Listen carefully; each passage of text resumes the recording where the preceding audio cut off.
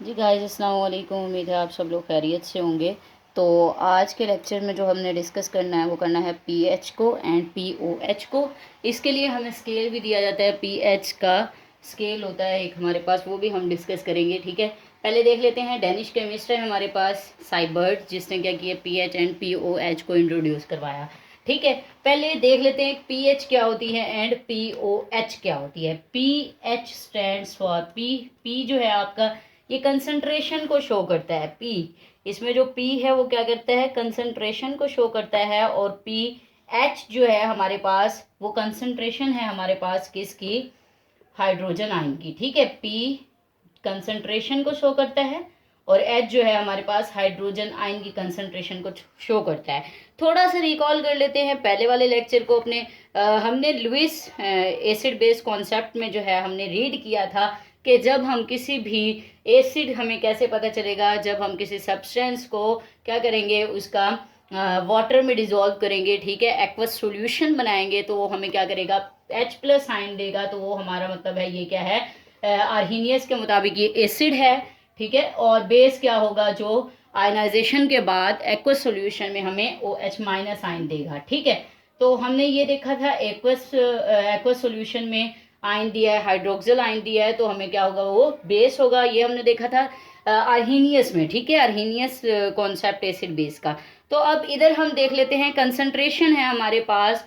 P जो होता है वो कंसंट्रेशन को शो करता है, एच जो है वो हाइड्रोजन आयन की, एंड इसी तरह पी ओ एच जो है हमारे पास, वो कंसंट्रेशन ऑफ हाइड्रोक्सिल आयन को शो करता है। ठीक है, तो इसमें भी हम एसिड और बेस को ही देखेंगे, बस इसमें ये फर्क है कि हम कंसंट्रेशन की बेस पे देखेंगे कि एसिड कितना स्ट्रॉन्ग है हमारे पास और बेस कितनी स्ट्रॉन्ग है, या एसिड कितना स्ट्रॉन्ग है हमारे पास। ठीक है, तो कंसंट्रेशन के अकॉर्डिंग देखेंगे। इसमें हम पहले क्या करते हैं, हम देख लेते हैं, वाटर ले लेते हैं हम, क्योंकि वाटर हमारे पास, हम सब्सटेंस ले रहे हैं, वाटर को ले रहे हैं, प्योर सब्सटेंस हमारे पास वाटर का है। हम वाटर को इसलिए ले रहे हैं क्योंकि वाटर जो है हमारे पास वीक इलेक्ट्रोलाइट है, मतलब ये बहुत कम जो है आयनाइज होता है, अपने आयंस में कन्वर्ट होता है। ठीक है, सेल्फ आयनाइजेशन होती है इसमें, ऑटो आयनाइजेशन प्रेजेंट होती है। ठीक है, 25 डिग्री सेंटीग्रेड पर, डिग्री सेल्सियस पर जो हमारा वाटर है वो कन्वर्ट होता है किस में, H plus and OH minus ions में, जिन्हें हम क्या कहते हैं, hydroxyl ion and hydrogen ion. ठीक है, कंसंट्रेशन। ठीक है, इसके बाद अगर हम इसका Kc लिखना चाहें, जो कि हमारे पास इक्विलिब्रियम कांस्टेंट है, तो हम डिटेल में पढ़ चुके हैं Kc हमने किस तरह से लिखना है। पहले हम क्या करते हैं, प्रोडक्ट्स को लिखते हैं, उसके बाद हम क्या करते हैं, रिएक्टेंट को लिखते हैं डिनोमिनेटर में। ठीक है, ये हम अच्छे से देख चुके हैं, ये मैंने आपको डिटेल में बताया हुआ है प्रोसीजर। अगर देखा तो इक्विलिब्रियम कांस्टेंट का हमारे पास फर्स्ट चैप्टर है, उसमें डिटेल से आपको मिल जाएगा। ठीक है, नोमिनेटर में क्या लिखना है, डिनोमिनेटर में क्या लिखना है।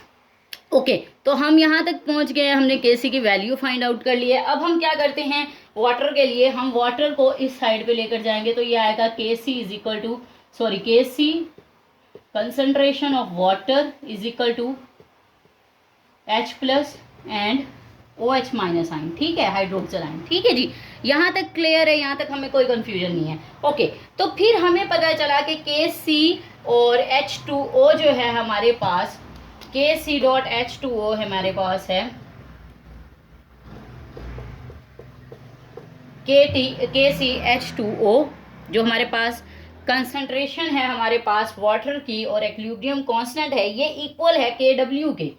ठीक है, अब KW कौन सी बला आ गई, ये भी हमें पता होना चाहिए अब। ठीक है, तो KW हमारे पास जो है वो है कंसंट्रेशन ऑफ वाटर। ठीक है, आयनिक प्रोडक्ट जो हमारे पास कांस्टेंट है वाटर का, ionic product of constant water का। ठीक है, आयनिक प्रोडक्ट है ये हमारे पास वाटर का। सही, इसको हम KW से शो करते हैं। ठीक है, क्योंकि K है तो कांस्टेंट है। अब क्या करेंगे, यहाँ पे हम सिंपल KW मेंशन कर देंगे। ठीक है, KW is equal to, value put कर देते हैं ना KC वाटर की, यहाँ पे वैल्यू आ जाएगी KW is equal to H plus and OH minus ion. ठीक है, हाइड्रोक्सिल आयन। ठीक, यहाँ तक क्लियर है। यहाँ से आगे हम मूव करते हैं। अब हमने देखना है कि हमारे पास KW जो है उसकी वैल्यू, अभी हम वैल्यू को पुट नहीं करते, अभी हम आगे चलते हैं और मैं आपको स्टेप बाय स्टेप बताऊंगी ताकि आप लोग कंफ्यूज ना हो। ठीक है, हमने देखा KW is equal to H plus hydrogen ion की कंसंट्रेशन एंड हाइड्रोक्सिल आयन की कंसंट्रेशन। क्लियर है? यहाँ तक हमने देख लिया ये किस तरह से बन गया है, सही है। उसके बाद हम नेक्स्ट स्टेप की तरफ मूव करते हैं। हमारा नेक्स्ट स्टेप है, हमारे पास हमने इसकी वैल्यू को पुट करना है। हमारे पास जो हाइड्रोजन की कंसंट्रेशन है और हाइड्रोक्सिल की कंसंट्रेशन है वो हमारे पास है इक्वल 1.0 इंटू 10⁻⁻14 के, ठीक है।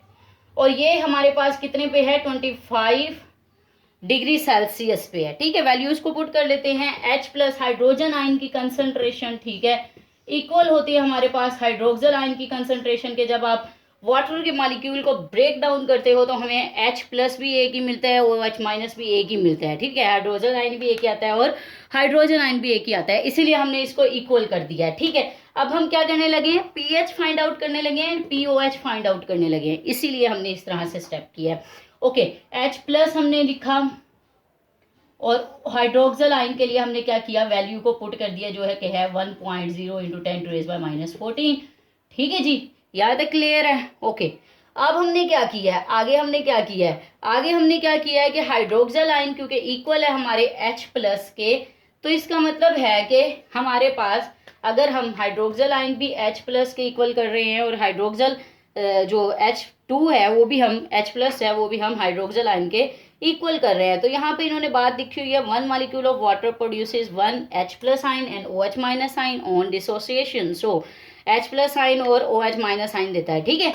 अच्छा, अब हम क्या करें, अगर हम इसको हाइड्रोक्सिल आयन को भी H प्लस लिखे तो हमारे पास ये क्या हो जाएगा, 2 H प्लस हो जाएंगे, इसीलिए हम इसका स्केयर लगा देंगे, ठीक है। स्केयर लगा देते हैं, फिर हम स्केयर को ख़त्म करने के लिए क्या लेंगे, अंडर रूट लेंगे। ये आपको क्लियर है बात कि हम क्या करेंगे, अंडर रूट लेंगे इसका। अंडर रूट जब हम लिखते हैं किसी भी चीज़ का तो स्केयर क्या हो जाता है, कैंसिल आउट हो जाता है, ठीक है।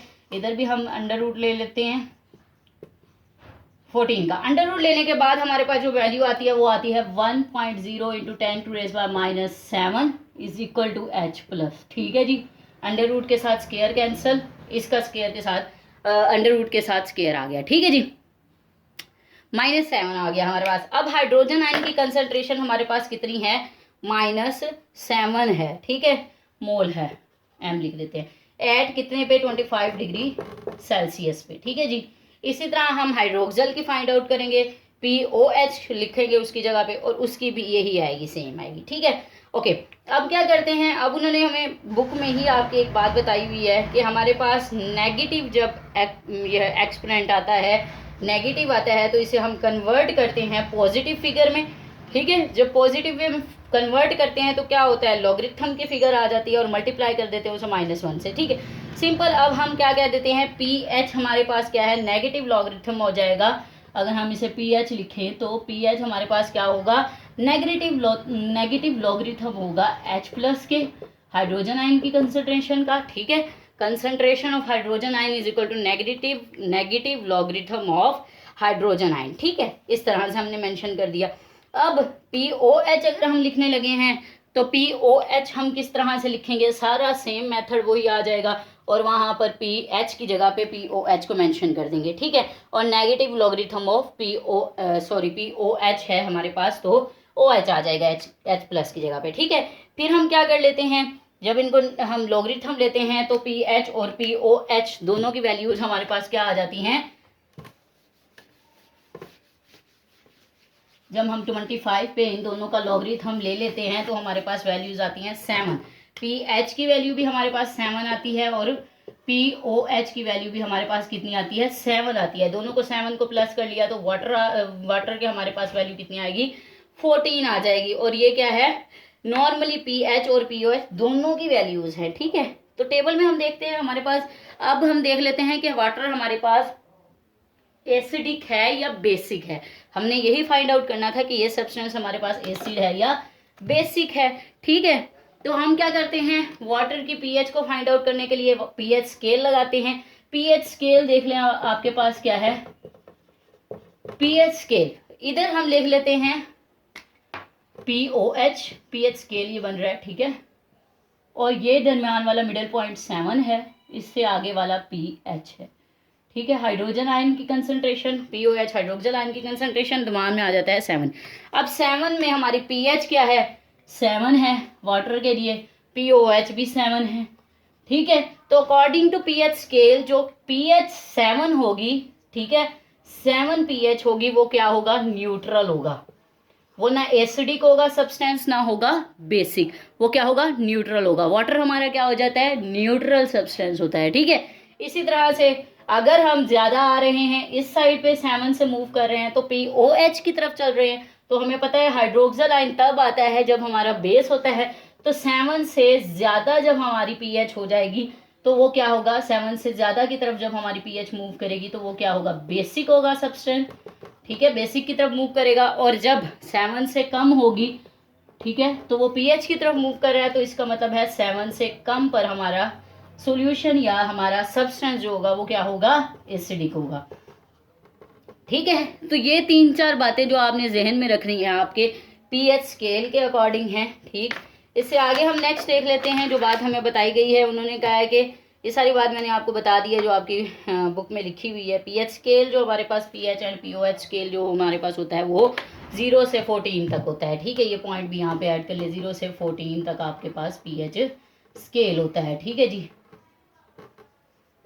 स्केल होता है। ओके, क्लियर है। तो अब हम जो है मूव करते हैं, हमारा एक छोटा सा और यहाँ पे पॉइंट लिखा हुआ है वो मैं इसी से ही रिलेट करूंगी। वो किस तरह से हम करते हैं, हमारे पास एक सब्सटेंस है, 3 सब्सटेंस हमें दिए गए हैं, ठीक है।